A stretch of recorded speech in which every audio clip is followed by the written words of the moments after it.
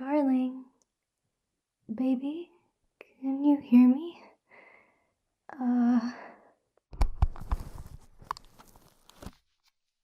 I know you're busy with your games, but can I ask you to tuck me in tonight?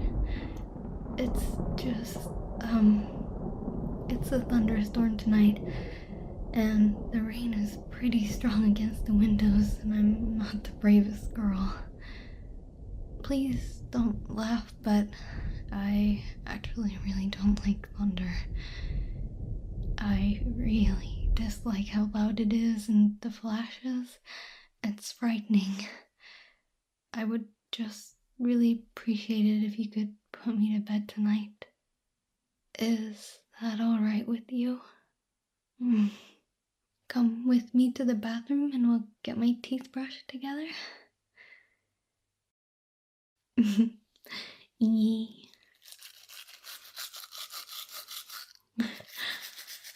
I would let you hold the brush, but I'm scared you would accidentally hit my gums. I need to make an appointment soon. You've been telling me I grind my teeth in my sleep, so I need to get one of those little teeth shields that you use when you go for bedtime.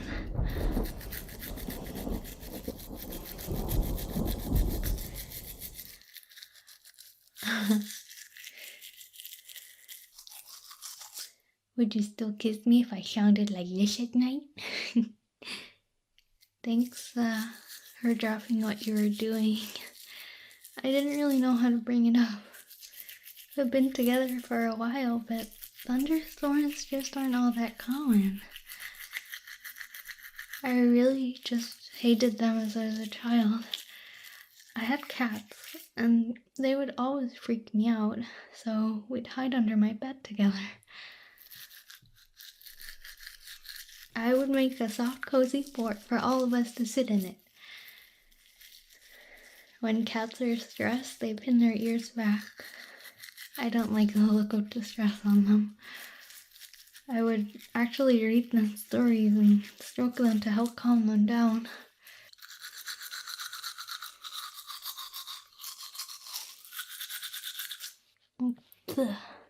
I know it sounds silly, but I think they accidentally taught me that thunderstorms are big and scary.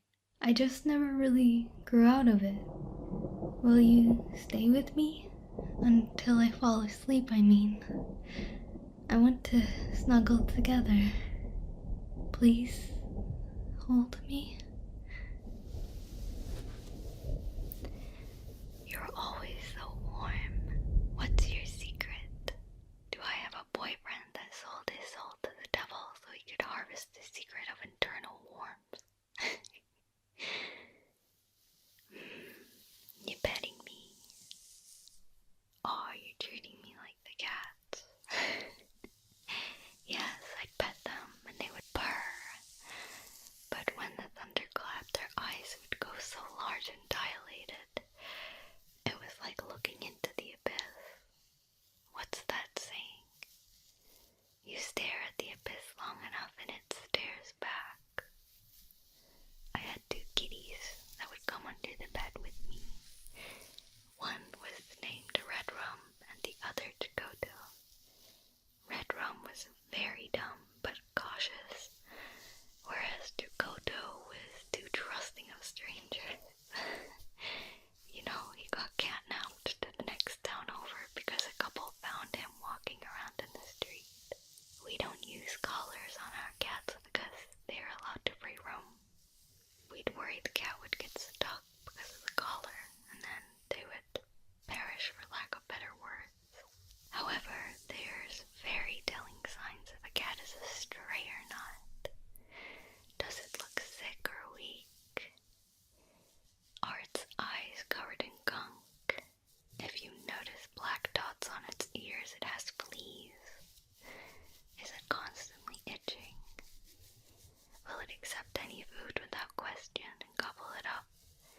Or will it be fearful when you approach? It's more than likely you have a stray on your hands if it's hissing and growling and doesn't want you anywhere near it. However, if you have little Dakota